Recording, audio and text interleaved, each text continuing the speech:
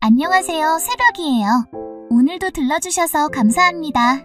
따뜻한 옛 이야기 한 자락 들으시며 잠시 쉬어가세요. 조선 후기, 남원에서 동쪽으로 한나절 걸어가면 닿는 외진 마을. 솔맥이라 불리는 그곳에는 박씨 과부와 두 아들이 살았다.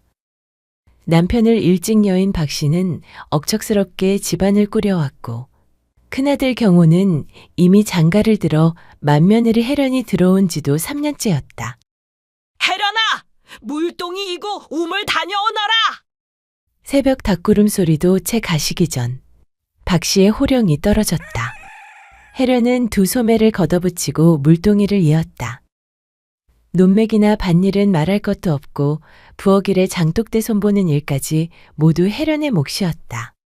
한겨울엔 냇가 얼음물에 손을 넣어 이불 빨래까지 했으니 시집와서 앉아 밥 한 끼 편히 먹어본 날이 손에 꼽힐 지경이었다.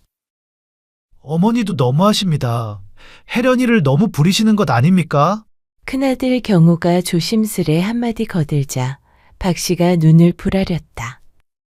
며느리는 원래 고생을 사서라도 해야 집안에 복이 들어오는 법이다. 경호는 입을 다물었고 혜련은 담담히 웃으며 말했다. 괜찮습니다. 제가 하면 되지요. 박씨는 흐뭇한 듯 코웃음을 치고는 안채로 들어갔다. 동네 안악들도 혜련을 칭찬하기 바빴다. 혜련이 같은 며느리 하나 얻으면 3대가 편하다지? 저런 효부가 또 어디 있겠소? 그러나 정작 박씨네 살림은 늘 빠듯했다. 그 이유는 따로 있었다. 경필이 이놈! 또 술 퍼먹고 들어왔지? 박씨의 고함에 사랑채 문이 삐걱 열리고 머리를 산발한 경필이 비틀거리며 나왔다. 아이고 어머니, 그리 호통치시면 머리통이 깨집니다. 깨져? 내 속이 먼저 깨지겠다 이놈아! 첫째 아들 경호가 한숨을 내쉬며 말했다. 아우야, 네가 오늘 논매러 간다 하지 않았느냐? 경필은 눈을 피하며 투덜거렸다. 내가 뭐 소도 아니고 매일같이 일만 하라고 태어난 것도 아니잖소. 형님은 날마다 등골 빠지게 일하시지만 집안이 뭐 달라지긴 합디까? 박씨가 허리춤을 치며 소리쳤다. 네가 쉬는 동안 누가 집안 굴리냐? 네 형이 혼자 논매고 형수 혼자 살림하고 너는 뭐냐? 양반 도련님이냐? 그럼 저도 장가나 들여주시죠. 사람 일 모르는 거지 않습니까? 장가만 가면 저도 철이 들지. 누가 합니까? 뭐라고? 네 주제에 장가? 어느 집에서 너 같은 놈을 사위로 받겠느냐? 박씨는 콧방귀를 끼며 안채로 사라졌다. 뒤통수를 긁적이며 앉아있는 경필을 본 혜련은 물동이를 내려놓고 다가왔다. 도련님, 일어나세요. 장작도 패야지요. 형수님까지 제발 오늘만은 좀... 머리 아프시면 더더욱 찬물에 얼굴 씻고 정신 차리셔야죠. 경필은 인상을 찌푸렸다. 아, 형수님까지 사람을 못 살게 구시는구만. 며칠 뒤 아침, 정씨 안악이 숨을 헐떡이며 뛰어왔다. 박씨 부인, 얘기 들으셨소? 박씨가 눈을 흘겼다. 이 사람아, 아침부터 왜 저리 호들갑이요? 정씨는 주위를 살피며 목소리를 낮췄다. 윗말골 자연이 말이요. 그 저자 아시지? 인물 곱기로 소문난 그 아가씨. 박씨는 눈을 가늘게 떴다. 아, 도련님들 뒤돌아본다던 그 계집? 그 집이 완전히 기울었다오. 아버지가 병상에 누운 지 오래고 집안 곳간도 비어가서 사는 게 말이 아니라는데. 박씨는 무심히 말했다. 얼굴만 곱다고 다 쓰는 건 아니지. 우리와 뭔 상관이요? 그러자 정씨가 슬쩍 몸을 기울였다. 근데 말이요. 자연이란 아가 마음이 참 지극하더이다. 시집을 가도 병든 아버지는 돌봐야 한다면서 가끔 먹을 것 좀 챙겨 친정에 보내주는 집이라면 어디든 가겠다 하더이다.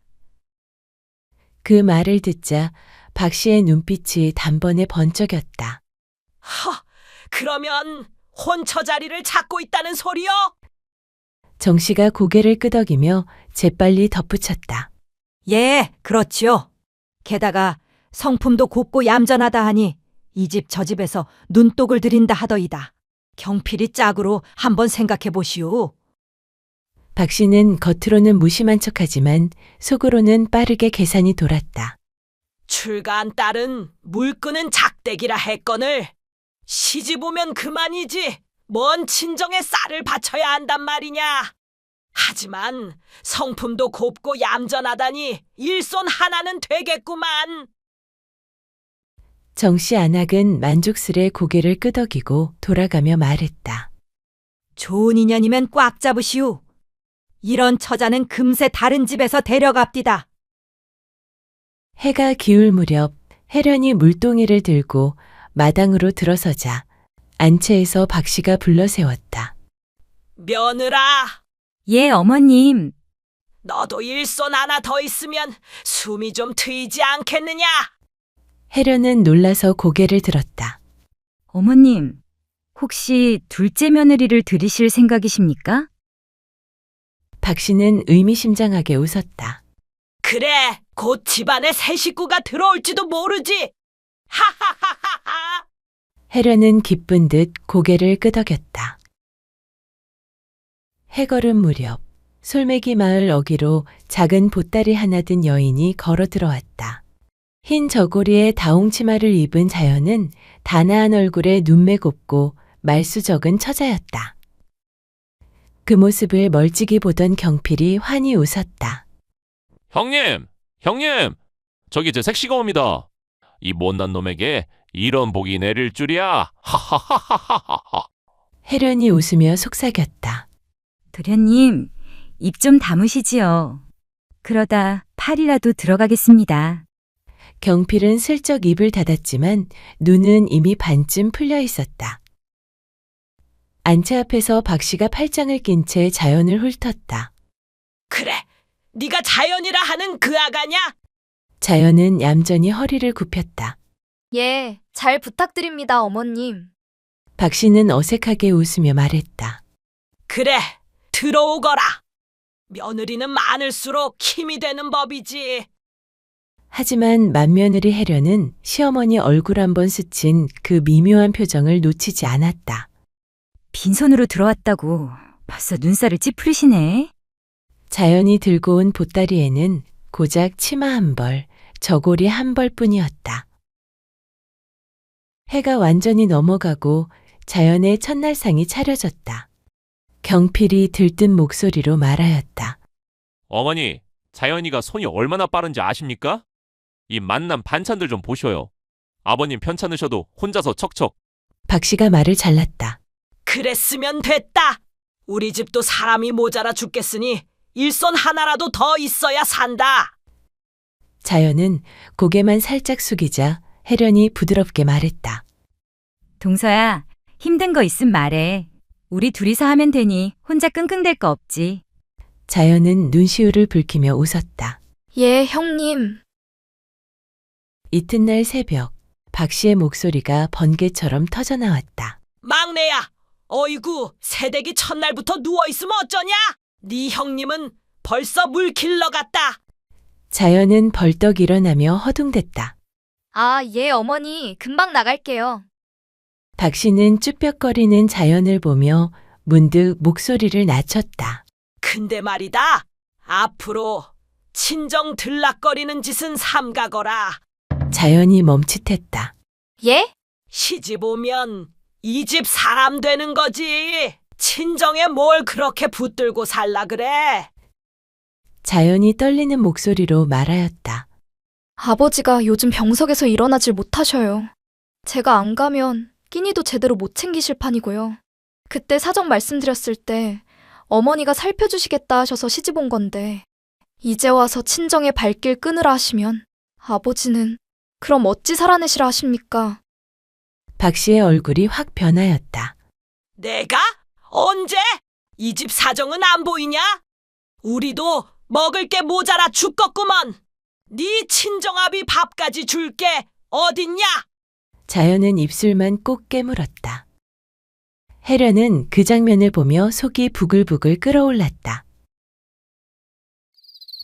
며칠 뒤 어둑한 밤이었다. 사랑채에서는 경필의 코 고는 소리만 둥둥 울리고 안채 등불도 다 꺼졌다. 혜련이 보리차 시키려 부엌에 내려갔을 때였다. 살금, 살금. 안방 쪽에서 누군가 조심스레 걸어 나오는 소리가 들렸다. 작고 여린 그림자가 문틈을 빠져나왔다. 몸을 낮춘 채 자꾸 뒤를 돌아보며 조심조심 마당을 건너는 그 모습. 바로 자연이었다. 혜련은 어둠 속에서 숨을 삼켰다. 이 밤중에 어디를 가는 거지? 자연은 대문을 살짝 밀어 달빛 아래로 조용히 사라졌다. 혹 친정 아버지께 다녀가는 건가? 혜련의 마음이 점점 무거워졌다.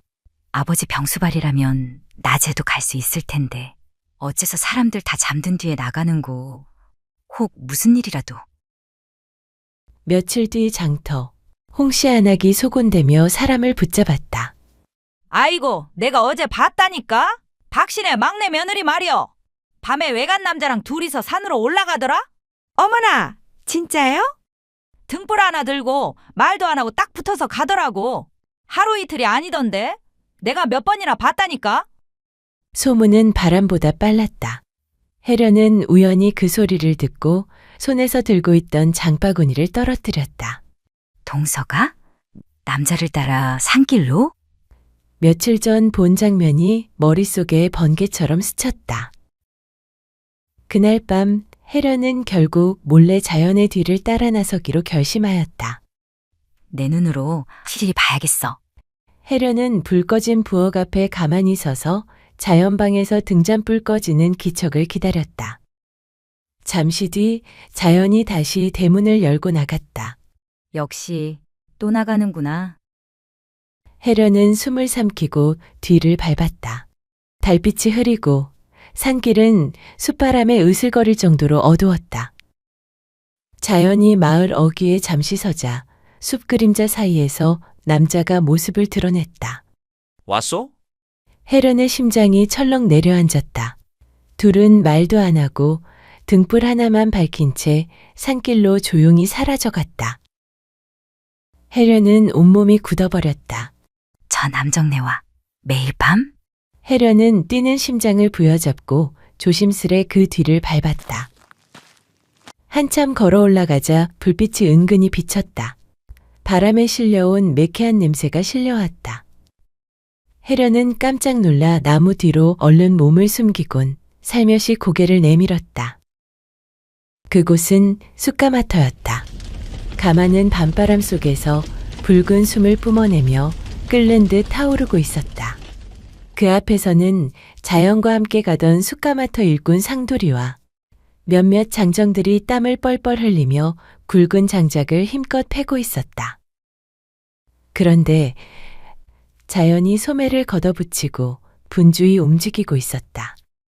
먼저 가벼운 부목과 잔장작을 이리저리 옮겨 쌓고 작은 솥에 올려둔 죽을 휘저어 한국자식 일꾼들 손에 내어주었다. 그러다 꺼져가는 불씨가 보이면 아궁이 앞에 쪼그려 앉아 부싯돌을 힘껏 두드려 다시 불을 살려 올렸다. 얼굴은 불기운에 벌겋게 익어 있었고 숨소리는 거칠고 가빴다. 상돌이가 물 한 바가지 건네받으며 말하였다. 에이구, 이제 그만해라. 너는 오늘 하루치 일 2배는 했구먼. 자연은 가쁜 숨 몰아쉬며 고개 저었다. 아버지 약 지으려면 오늘은 더 벌어야 해서. 그 말에 자연의 아버지의 친구인 순망 영감이 낮게 말하였다. 네 사정이 딱하니 불렀지. 원래는 이런데 여자애를 드릴 때가 아니다. 허나 몸 상하면 네 아버지가 더 슬퍼하실 게다. 자연은 손에 꼭 쥔 몇잎을 내려다보며 입술을 질끈 깨물었다. 혜련은 그 모습을 보고 손이 덜덜 떨렸다. 남정네를 만나는 게 아니었어. 다 친정아버지 때문이야. 이 어린 것이 밤마다. 그 작은 품삯을 두 손으로 꼭 쥐고 있는 자연을 보자 혜련의 가슴이 뭉클하게 조여왔다. 자연이 가마터 일을 마치고 달빛 밟으며 산길을 내려가자 혜련은 조용히 뒤를 따랐다. 아무도 모르는 어둠 속에서 혜련의 눈물은 멈추지 않았다. 다음 날 아침, 닭이 울기도 전에 마당에 은은히 아침빛이 내렸다. 자연이 졸린 눈을 비비고 부엌으로 내려오니 부엌 안에는 이미 따끈한 국 냄새, 갓 부친 전 냄새가 가득 퍼져 있었다. 놀란 자연이 중얼거렸다. 형님, 벌써 아침을 다 차리셨어요? 혜련은 아궁이 앞에서 불을 졌다가 잠깐 뒤돌아 미소를 지었다. 잠이 안 오더라고. 바람도 쌀쌀하고 그냥 부엌에 나와 아침 준비 좀 했지. 자연은 얼굴이 벌겋게 달아올랐다. 제가 해야 하는데 일은 죄다 형님이 다 하시고. 혜련은 말을 끊으며 찬거리를 보자기에 한가득 챙기기 시작했다. 자, 이거 네 아버지 댁에 얼른 다녀와. 아직 어머니 안 깨셨어. 깨시기 전에 다녀와야 아무 말 안 나온다. 자연은 놀란 눈으로 혜련을 바라보았다. 형님, 이걸. 혜련은 자연의 떨린 손을 잡아줬다. 가져가. 어제 다 봤다 동서. 밤에 숯가마터 다녀온 얼굴 보니 내가 얼마나 힘들게 버티는지 알겠더라. 자연은 그 말에 그대로 얼어붙었다. 그러다 금세 눈시울이 뜨겁게 차올랐다. 형님, 어쩌자고 저한테 이렇게까지. 혜련은 고개를 저었다. 뭘 어쩌긴. 식구끼리 도와가며 사는 거지. 가서 아버지 드리고 와. 내가 어머니 눈치 벌려놓을게. 얼른. 자연은 결국 울먹이며 고개를 아래로 푹 숙였다.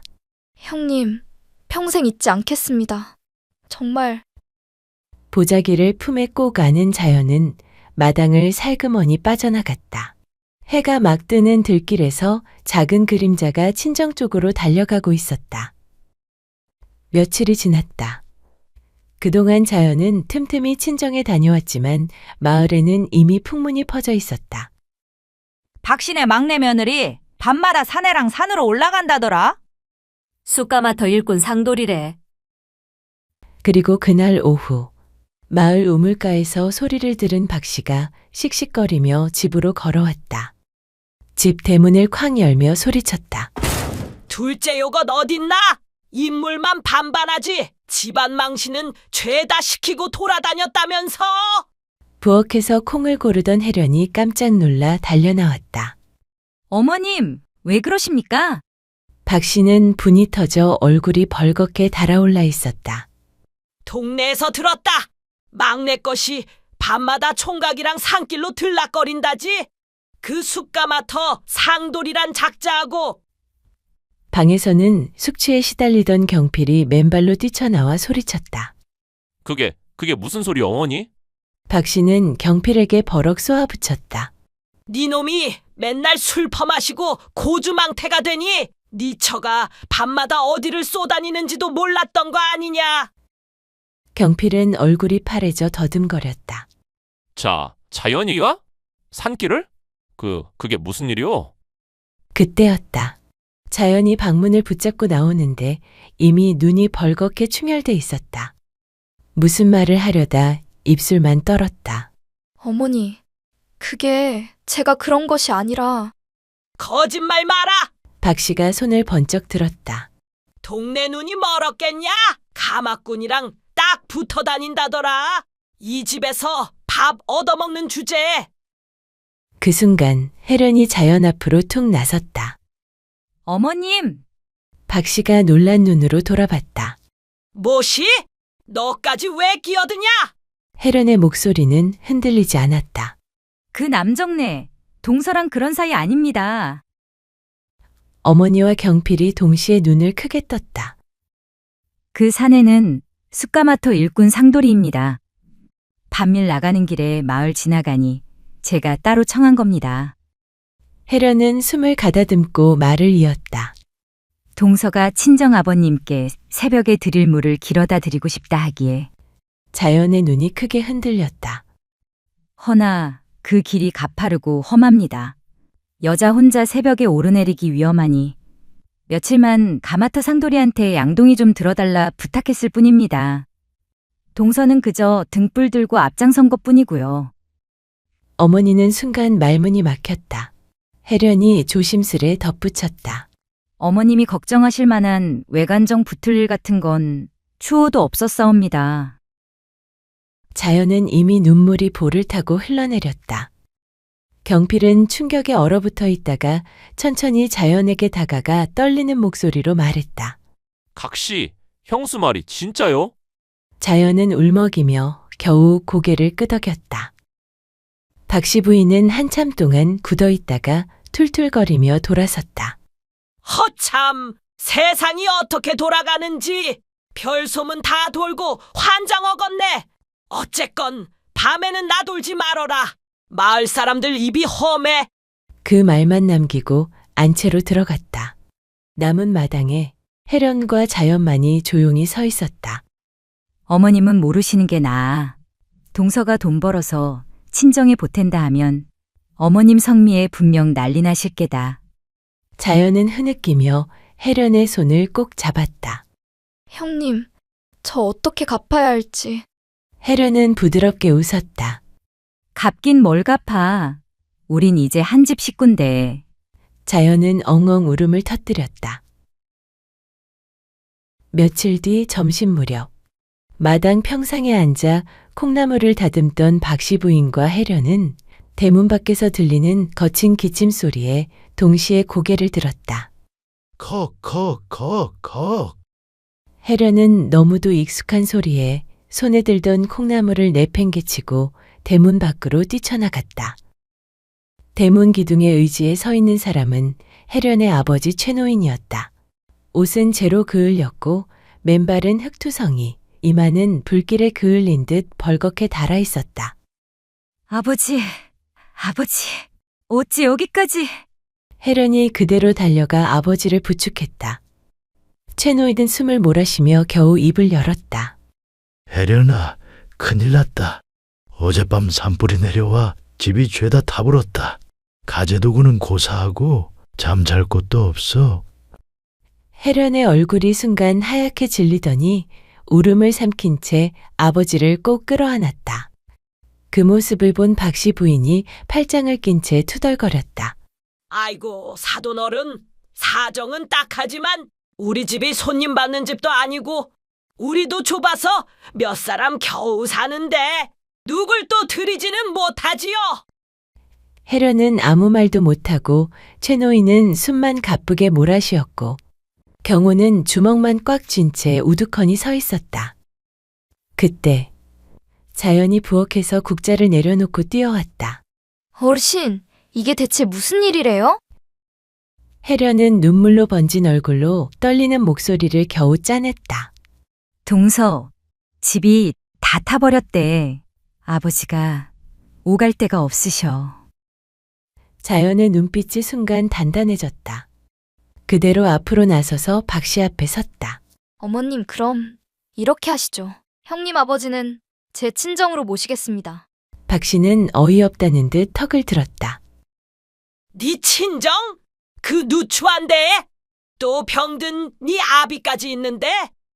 자연은 한치도 흔들리지 않고 말했다. 예, 집이 허름하긴 하지만 방 한 칸은 비어 있습니다. 저희 아버지도 혼자 지내시니 형님 아버지께서 오시면 서로 덜 외롭고 의지라도 하실 테고요. 그리고 조용히 덧붙였다. 하룻밤도 못 주무시고 힘들게 오신 분을 길바닥에 세워둘 수는 없잖아요, 어머님. 혜련은 자연을 바라보다 입술을 떨며 눈물을 뚝뚝 흘렸다. 최노인은 떨리는 목소리로 말했다. 내가 배만 안 끼치면 좋을 텐데. 자연은 단호하게 고개를 저었다. 어르신, 그런 말씀 마세요.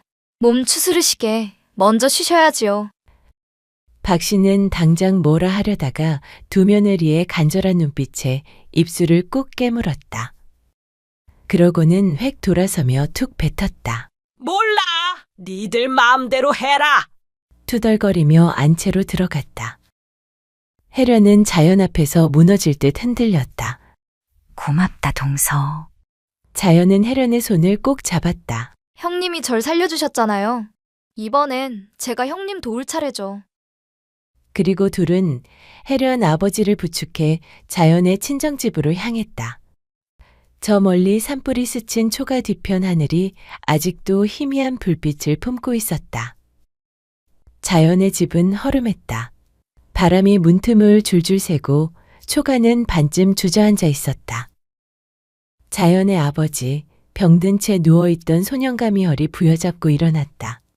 어르신, 멀리 오느라 고생했수다. 내 몸이 성치 못해도 말벗은 되어드릴 수 있지라. 최노인은 울컥하며 고개만 끄덕였다. 그날부터 혜련 아버지는 자연 아버지 곁에서 죽도 쑤어 올리고 불도 지피며 집안일을 조용히 거들었다. 두 노인은 금세 마음이 맞아 마치 오래전부터 서로를 알고 지내온 사람처럼 잔잔히 하루를 나눠갔다. 며칠 뒤, 혜련은 자연의 친정에 들렸다가 아버지에게 조심스레 말했다. 아버지, 자연동서 말인데요. 혜련이 입술을 꼭 깨물고 말을 이었다. 밤마다 숯가마터 나가서 품팔이한 돈으로 아버지 약값을 좀 보탰답니다. 그래서 친정 들를 때마다 조금씩 챙겨간 거고요. 최노인은 놀란 눈으로 자연을 바라보았다. 아니, 그 어린 게 그런 데까지 나갔다고? 혜련은 울먹이며 말했다. 제가 둘러댔어요. 어머님이 알면 난리 날까봐. 동서도 얼마나 마음고생이 심했겠어요. 혜련아, 너랑 네 동서는 참 복이 있다. 사람은 이렇게 서로 살려가며 사는 거다. 그리고는 혜련의 아버지는 한숨을 내쉬다가 결심한 듯 말했다. 나도 그냥 있을 수 없지. 토막나무 펴고 장작 나르는 건 내가 젊을 적 하던 일이여. 여린 몸으로 할 짓이 아니지. 내일부터 숯가마터로 나가서 일 봐주마. 네 동서 아버지도 내가 책임지고 잘 돌볼 터이니 걱정 말거라. 혜련은 눈물을 뚝뚝 흘렸다. 아버지, 고생만 시켜서 죄송해요. 혜련 아버지는 그저 웃었다. 그런 소리 말아라. 딸 있는 게 복이다. 그리고 좋은 동서 만난 것도 복이고. 혜련 아버지가 자연집에서 몸을 추스른 지 사흘째 되는 날이었다. 자연은 장작 패는 혜련 아버지를 도와 물을 길어오고 혜련은 반찬거리를 챙겨와 두 아버지 밥을 지어드렸다. 두 초가집 사이로 왕래가 많아지자 둘은 진짜 자매처럼 마음이 붙었다. 그러나 그 꼴이 영 못마땅한 박 씨는 마당 평상에 앉아 고구마 줄기를 다듬으며 또 투덜거렸다. 허참! 며느리들 둘 다 지집 아버지만 챙기고 시어머니 거들떠보지도 않구만. 내 사는 꼴이 어찌 이러냐? 박 씨는 혼자 중얼거리며 뒷담을 했다. 그때 이웃 안악이 치맛자락 한 손에 움켜쥐고 뛰어왔다. 박씨 부인, 큰일 났어라. 그 영심이 있잖수. 갯돈을 몽땅 들고 달아났대. 박 씨는 손에서 고구마 줄기를 떨어뜨렸다. 뭐요? 그게 내 전 재산이여. 내가 억척같이 안 쓰고 한 푼 두 푼 모은 돈인데. 말을 잇지 못하고 두 손으로 얼굴을 가렸다. 그 자리에서 박 씨는 풀썩 주저앉았다. 동네 사람들은 수군거렸다. 저 짠순이 이번엔 크게 당했구먼.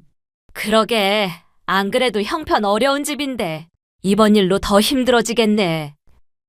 그날 밤 박 씨는 밥도 먹지 못했다. 기침을 하다 말고 이불만 끌어안고 웅크려 누웠다. 이젠 끝이다.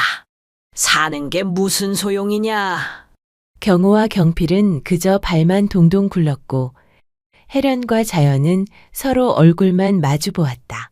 자연이 먼저 입을 열었다. 형님, 이대로 둘 순 없지 않아요? 혜련은 고개를 끄덕였다. 그래, 그 돈 반드시 찾아와야 해. 다음 날 새벽, 두 며느리는 장터 어귀까지 내달렸다. 장은 막 서기 시작했고 사람들 목소리와 발자국 소리가 뒤섞여 북적였다. 혜련이 숨을 가다듬으며 곡식 부대를 정리하던 미국상 영감에게 다급히 물었다. 영감님, 혹시 아침 일찍 보따리 든 여인이 이 근처 지나가는 걸 보셨습니까? 미국상 영감이 고개를 갸웃했다. 보따리 든 그 여자 말이냐? 아침 먹기 전부터 허겁지겁 지나가더구먼.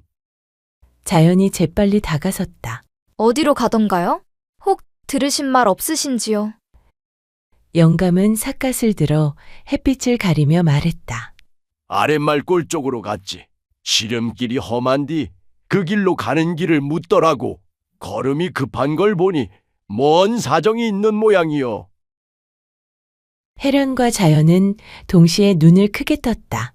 형님, 아랫말골이랍니다. 가자. 거기가 친정집일 거야.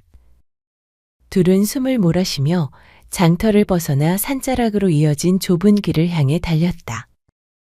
아랫말골로 찾아갔더니 허름한 초가 안에서 영심의 노모가 깜짝 놀라며 일어났다. 혜련이 조심스레 물었다. 혹시 따님 영심이 여긴 안 왔습니까? 노모는 얼굴이 새파랗게 질렸다. 아, 아침에 들렀다가 잠깐 나갔는데. 자연이 앞으로 한 걸음 나섰다. 어르신, 사실대로 말해주셔야 합니다. 갯돈을 들고 달아난 것, 맞죠? 노모는 눈물을 훔치며 고개를 숙였다. 그것이 내 새끼가 배 곪고 사는 게 고되다 보니 그런 못된 짓을 저질렀수다. 부디 한 번만 용서해 주시오. 혜련이 차분히 말했다. 저희가 죄를 따지러 온 것이 아닙니다. 어르신, 그냥 잃은 돈만 찾으면 됩니다. 도와주십시오. 노모는 잠시 고개를 숙인 채 말을 잇지 못하더니 이윽고 장독 뒤에서 조심스레 보따리 하나를 꺼내왔다. 그 보따리를 내밀며 떨리는 목소리로 말했다. 돈 여기 있어. 내가 내 새끼 죄를 어찌 감추겠냐. 자연과 혜련이 그 보따리를 열자 갯돈 자루가 그대로 있었다. 두 며느리는 동시에 안도의 숨을 내쉬었다. 박 씨는 밥 한 술 넘기지 못하고 이불만 뒤집어 쓰고 있었다.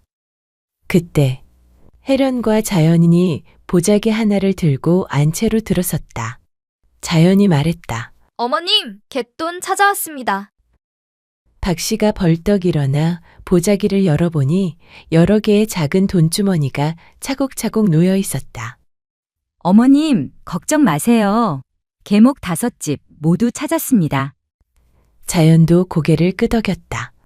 맞습니다. 이건 동네 사람들 목도 들어있으니 다시 계모임 사람들 불러 모아야죠. 니들이 혜련이 부드럽게 말했다. 어머님 혼자였다면 얼마나 마음 쓰셨겠어요.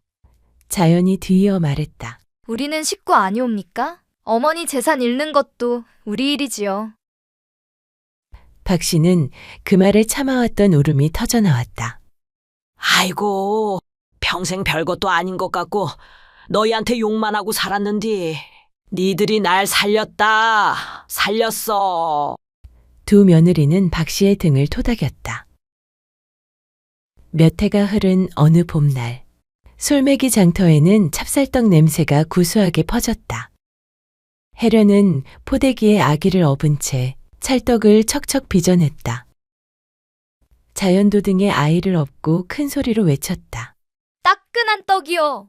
금방 찐 찹쌀떡 보고 가세요. 손님들은 줄을 섰다. 저 집 며느리들은 애 없고도 일을 잘하네. 손맛이 보통이 아니구먼. 마침 밭일을 마치고 내려오던 경호와 경필이 장터에 들러 멀찍이 서 그 모습을 바라보았다. 형님, 우리 각시들이 장터를 다 살리네요. 그려. 저 둘이 없었으면 어찌 살았겠냐? 참말로 우리는 각시복은 타고났다.